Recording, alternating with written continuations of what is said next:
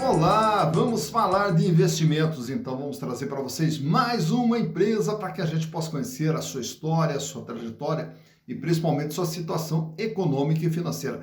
É mais uma empresa que está listada na B3, é mais uma opção de investimentos, mas naturalmente todo investimento há que se ter cuidado, há que se analisar, conhecer o que é a empresa, da onde ela vem, para onde ela vai, saber um pouquinho da sua história, mas principalmente saber como que ela está econômica e financeiramente, até porque ao comprar ações de uma empresa, nós estamos entrando de sócios dessa empresa. E para entrar de sócio, nós temos que saber com quem estamos nos associando, mas principalmente saber como que está a situação dessa empresa, qual o risco que ela apresenta e quais as possibilidades de retorno. E tudo isso nós conseguimos ver através da análise das demonstrações contábeis. E aqui no canal Silas Degraf você já sabe que quem participa são vocês, os nossos inscritos que nos mandam as sugestões para que a gente possa fazer todo esse processo de análise. E no caso dessa empresa aqui, a indicação veio, sabe de quem? Lá do Carrisson. Ô Carrisson, que bom ter você com a gente. Ó, mais uma empresa atendida aí, Carrisson. Valeu, muito obrigado pela participação, obrigado pela sugestão. E também quem indicou essa empresa foi o James Xavier. James Xavier, ó, demorou, mas saiu, James. Demorou, mas saiu. É que, na verdade, a lista é grande, então até a gente atender todo mundo, mas a gente vai atender todo mundo. Você que manda a sugestão de empresa aí, e a empresa, mas o Silas não faz. Calma, calma, a gente faz sim, só que na sequência aí a gente vai chegar lá e vamos atender todo mundo com o maior prazer, né? Então, vamos falar hoje da Cambuci SA. Cambuci? Ah, com certeza por esse nome você não conhece, mas você conhece uma marca chamada Penalty. Ah, agora sim, agora você lembrou, né? Então vamos falar justamente da Cambuci, que é a detentora da marca Penalty, né? E também da marca Estádio.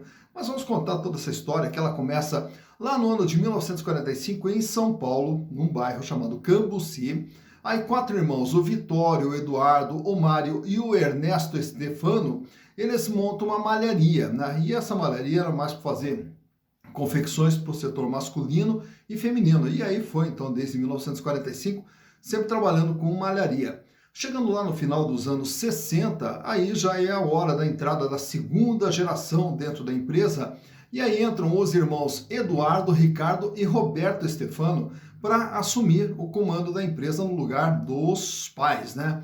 E aí, nessa entrada dos filhos na sociedade, eles começaram a diversificar a atividade da malharia, trabalhando também com materiais esportivos. E aí eles criaram a marca Penalty. E aí, a partir desse momento, então o mercado de material esportivo, ele começou a crescer mais do que a malharia. E aos poucos foram largando a malharia e trabalhando mais com material esportivo.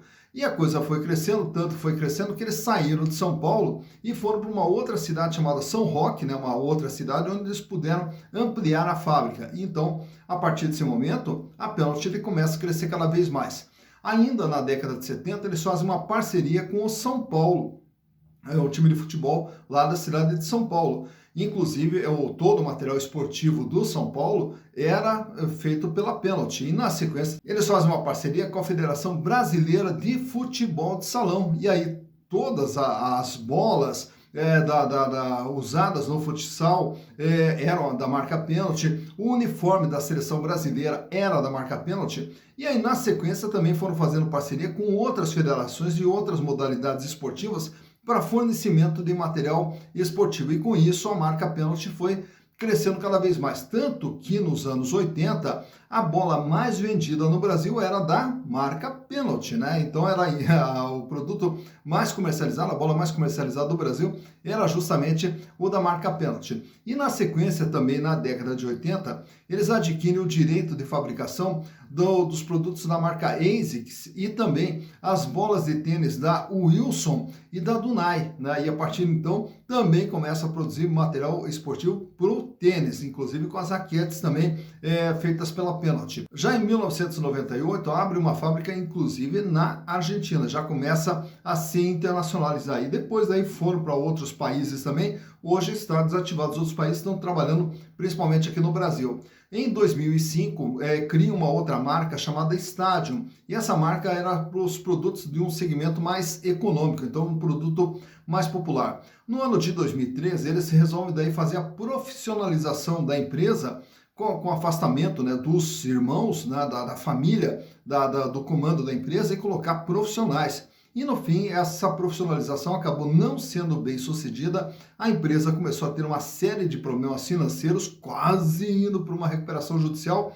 Aí o Roberto Stefano volta para a sociedade e assume a sociedade. E aí ele resolve colocar um dos funcionários da empresa lá, que dentro do quadro de funcionários da empresa, para assumir o comando, que é o Alexandre Schuller. E aí o Alexandre Schuller é que levanta a empresa junto com o Roberto Stefano, e aí a empresa começa a se desenvolver mais, e aí chega agora, nesse ano de 2022, vamos ver como que estão os números agora da Penalty ou da Cambuci S.A. Para tanto, eu trouxe para vocês os balanços de 2019, 2020 e 2021 e o balanço agora do terceiro trimestre do ano de 2022. Então, vamos aos números. Então aqui estamos com as demonstrações contábeis da Cambuci S.A. referentes a 2019, 2020, 2021 e também do dia 31 de março de 2022. Começando pelo ano de 2019, para que possamos conhecer o que é a Cambuci através dos seus números. É uma empresa de 243 milhões de reais, né? Naturalmente, comparada aqui com outras empresas que a gente analisa, ela não é uma empresa de grande porte, mas tem aqui um patrimônio de 243 milhões de reais dentro do seu ativo. E o que é seu ativo? Tudo aquilo que está dentro da empresa, seus bens e seus direitos, né? Compostos aqui pelo ativo não circulante, valores a receber de longo prazo, investimentos que são as participações societárias que ela tem, principalmente nas empresas que ela constituiu fora do Brasil, o imobilizado, que são máquinas, equipamentos, suas instalações, toda a sua estrutura de funcionamento, então formando aqui o ativo não circulante. E o ativo circulante é o capital de giro, que totalizou em 2019 110 milhões de reais, com 45,4% de representatividade, quer dizer, de tudo aquilo que a empresa tem, 45,4% é capital de giro. E aí fecha dentro desses 110 milhões com 9 milhões de reais em caixa, banco aplicação, 50 milhões de reais são os seus contas a receber e os estoques da empresa totalizavam em 2019 36 milhões de reais. Indo para o ano de 2020, a empresa aumenta o seu tamanho e vai para 281 milhões de reais, porém com uma pequena queda aqui no capital de giro, que recua para 104 milhões de reais e a representatividade com 37,2%.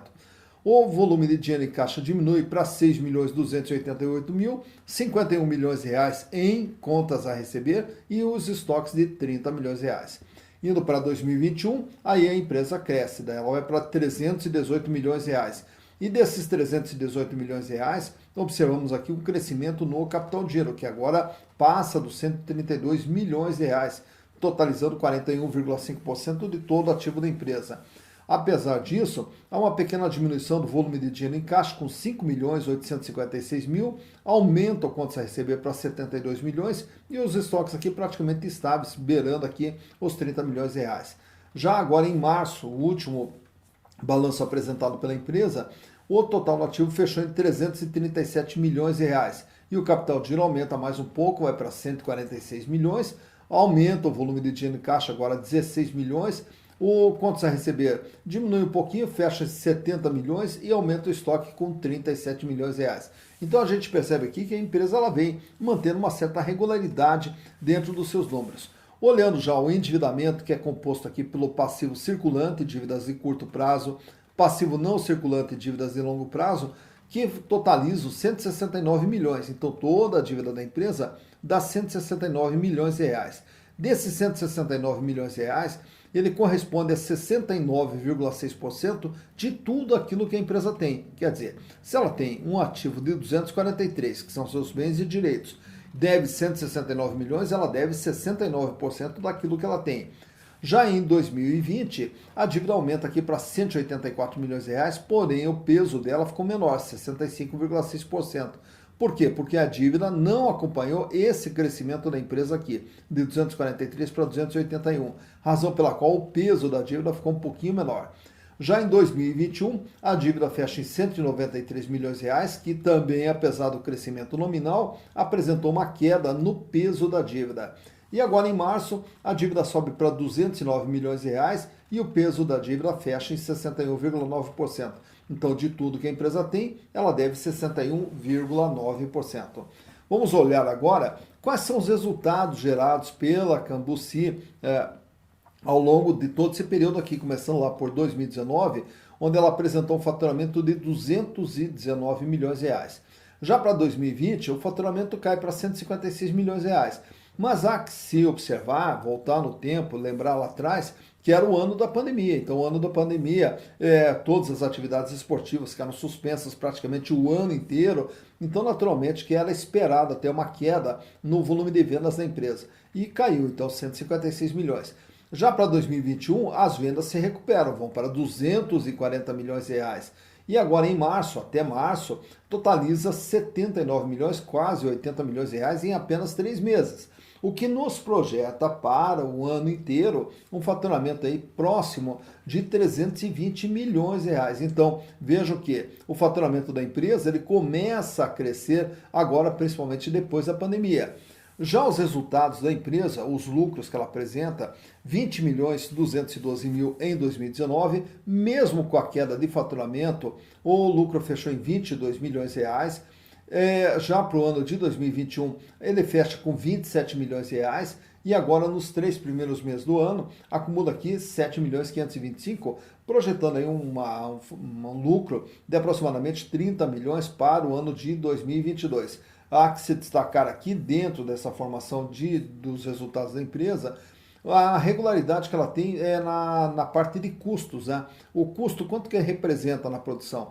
56% praticamente, 55% em 2020, 53,1% em 2021, 55,8% em 2022. Então o volume de custo aqui praticamente ele vem mantendo também uma regularidade. Já as despesas operacionais 26, foi para 34, cai para 31 e agora cai para 25. Então mostrando que a empresa vem aqui num processo de enxugamento, de redução de custos aí justamente para tentar melhorar a sua rentabilidade. Aproveito e trago para vocês também, nesse quadro aqui, como que está a situação financeira da empresa. E a situação financeira ela é medida pela liquidez geral.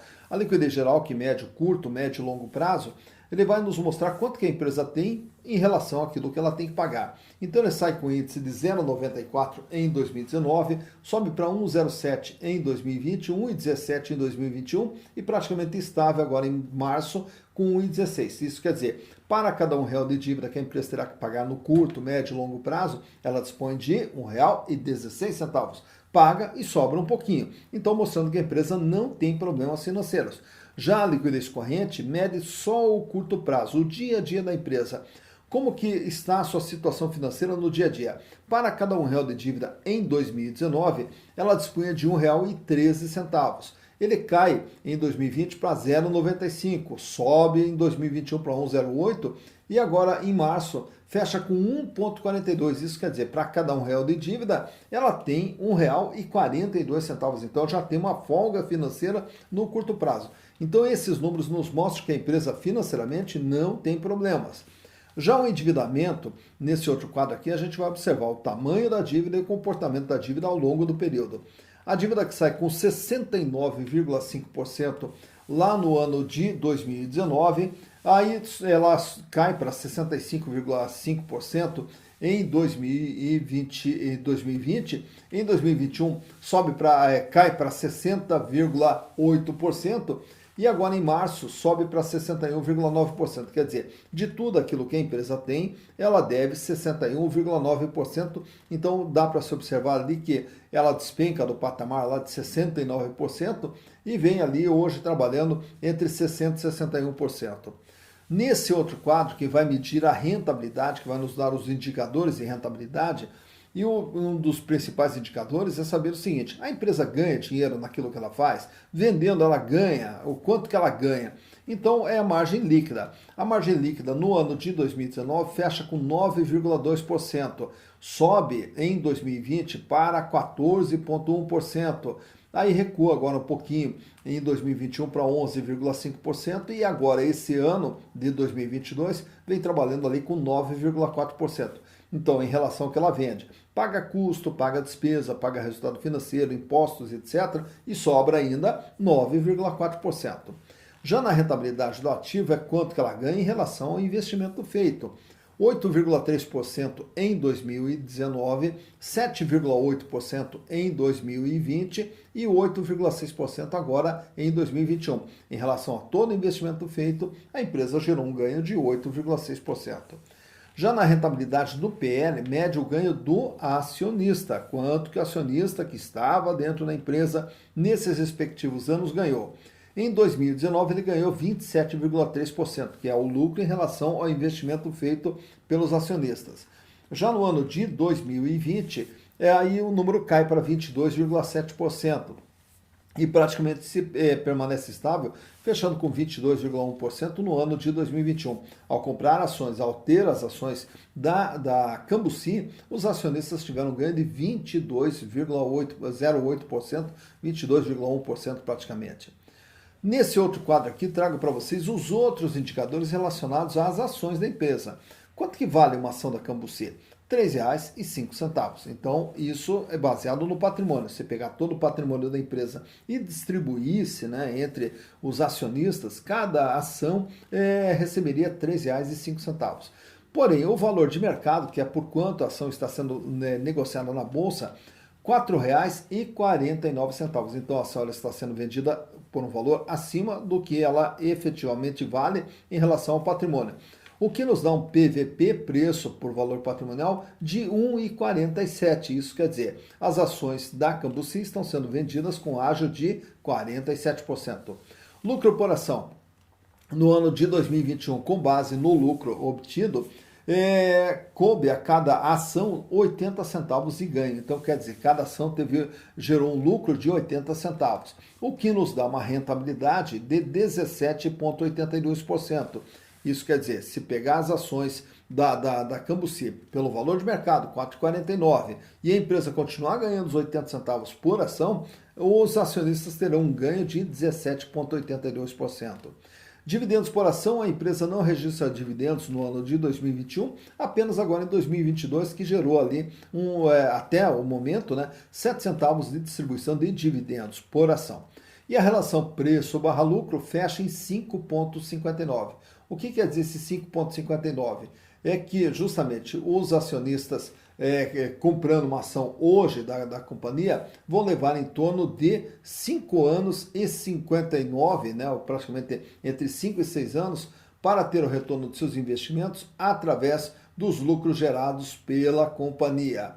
E aproveito e trago para vocês também nesse quadro aqui o comportamento do valor das ações da Cambuci ao longo do ano de 2019 até o ano de 2022. Então, voltando lá no ano de 2019, lá em dezembro de 2019, as ações estavam sendo comercializadas na faixa de R$ 6,80. E aí, logo ali no comecinho de 2020, aí a ação ela deu uma disparada. Aí ela chega ali até a faixa de R$ 8,70 aproximadamente. Mas aí, vindo a pandemia, tem aquele buraco ali que você está vendo ali, logo no começo do gráfico, onde as ações elas despencam até R$ 2,60 aproximadamente, bem no começo ali da pandemia.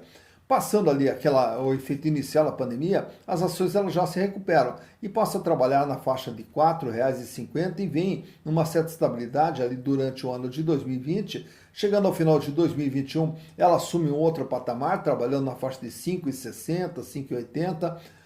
Não se sustenta, volta para os 4,60, volta lá para os 5,50 e aí ela vem oscilando ali entre 4,50 e 5 reais ao longo de todo o período da metade de 2021 até agora 2022. E aí chegando em 2022 ela tem ali uma pequena queda e vem tentando ali uma recuperação, sendo cotada agora no último dia 22 de julho, quando da gravação desse vídeo, a R$ 4,50. Então, por aqui você vê quando que a ação teve o seu valor mais baixo, quando que a ação teve o seu valor mais alto e como que o valor das ações vem se comportando ao longo do tempo. Lembrando, mais uma vez, que é uma ação que ela não tem muita liquidez na bolsa, Então, é uma ação que ela não é muito procurada dentro da bolsa. Então, só para também você entender que essas variações todas ocorre até porque existe uma certa estabilidade na questão da liquidez das ações da Cambuci S.A. Tá, então, mais uma empresa analisada. Conhecemos aí a Cambuci S.A., que com certeza acredito que você não conhecia. Conhecia a marca Pênalti, talvez conhecesse também a Estádio, né? Mas a Cambuci, que é o nome, a razão social da empresa, então tá aí conhecida e é uma empresa que também está na bolsa, né?